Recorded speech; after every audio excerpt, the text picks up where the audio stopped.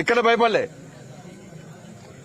కానీ ప్రజలు నమ్మి కాంగ్రెస్ పార్టీ కొట్టేస్తే ఇవాళ కాంగ్రెస్ పార్టీ ఏం చేస్తున్నది? ఇవాళ బీఆర్ఎస్ కంటే ఇంకా దౌర్జన్యంగా ఆత్మహత్యలు చేసుకునే స్థాయిలో ఇలా విరుచుకుపడి ఇలా ఇంత దౌర్జన్యాలు ఇంత దమనకాండ చేస్తున్నారంటే ఇంతకంటే సిగ్గుచేటి ఇంకోటి కాదు. వాళ్ళేమో అట్లా వేసిర్రు, వీళ్ళేమో ఇట్లా వేసిర్రు. ఇంకెన్ని రోజులు భరించాలని చెప్పండి. తెలంగాణ ప్రజలు ఆలోచించాలి. ఇవాళ మధుకర్ అనే కార్యకర్త గురించి ఇవాళ ఇటుపక్క కార్యకర్తలు అటుపక్క ప్రజలందరూ కూడా సామాన్య ప్రజలు, ఆ చిన్న చిన్న అమ్మాయిలు, మధుకర్ అన్న మావాడు, మాకు ఆపద వస్తే మాకు కష్టం వస్తే మధుకర్ అన్న మమ్మల్ని ఆదుకుంటాడు. ఆ రోజు కూడా చిన్న చిన్న పిల్లల డీజే వల్ల ఎగిరి పడితే పరిస్థితి ఉన్నది. బాగా తప్పదాగి ఫాల్తున్నా కొడుకులు అందరూ కూడా ఇలా డీజేలు పెట్టి ఇబ్బంది పడుతున్నారు. మా గుడిసెలు మొత్తం కదులుతున్నాయి. ఇంట్లో ఉండలేని స్థితిలో ఇవాళ మేము మధుకరణ చెప్తే, మధుకరణ పోయి ఇవాళ పోలీసులకు చెప్తే ఇలా దాన్ని ఆపాల్సిన పోలీసులు ఉల్టా కాంగ్రెస్ పార్టీ నాయకుల యొక్క ఒత్తిడి తలకి వాళ్ళ ఇంటికి వచ్చి పోలీసు అధికారులు వచ్చి ఇంట్లో అరేంజ్మెంట్ చేయడము, వాళ్ళ కుటుంబ సభ్యులను తిట్టడము, ఎస్సీ ఎస్టీ అట్రాసిటీ కేసు పెట్టడము, అత్యాచారం కేసు పెట్టడము. ఇదెక్కడ ఆలోచన అర్థం కాలేదు. ప్రభుత్వాలు గతంలో ఏమైంది? బీఆర్ఎస్ పార్టీ అధికారంలో ఉన్నప్పుడు గిట్నా చేస్తే ఇవాళ అధికారుల పరిస్థితి ఏంది?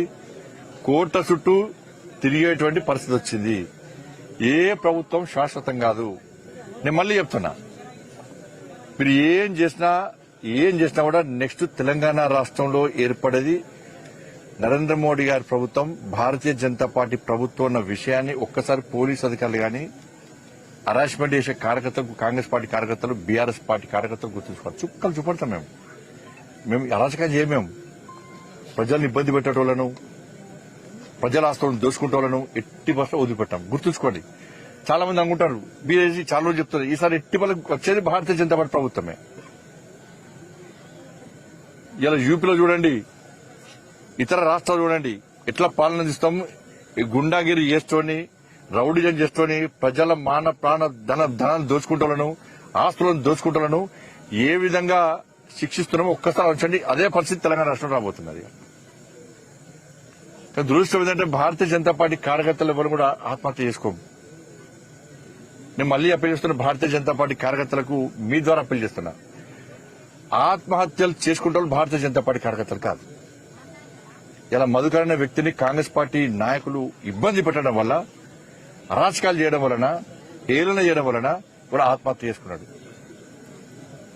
కానీ నమ్మిన సిద్ధాంతం కోసం పనిచేసినటువంటి కార్యకర్తలు, అరే బీఆర్ఎస్ పార్టీ ఎంత అరాచకాలు చేసింది, భరించడం. కాంగ్రెస్ పార్టీ ఇంకా అరాచకాలు చేస్తుంది, ఇంకా భరించాలి. ఇంకా భవిష్యత్తులో కాంగ్రెస్ పార్టీ ఇంకా అరాచకాలు చేస్తుంది, పోలీస్ కేసులు పెడుతుంది, లాఠీ చార్జీలు చేస్తుంది, జైల్లో పంపుతుంది. కానీ అన్నిటికీ భరించి తెగించి కొట్లాడేటోడే భారతీయ జనతా పార్టీ కార్యకర్త.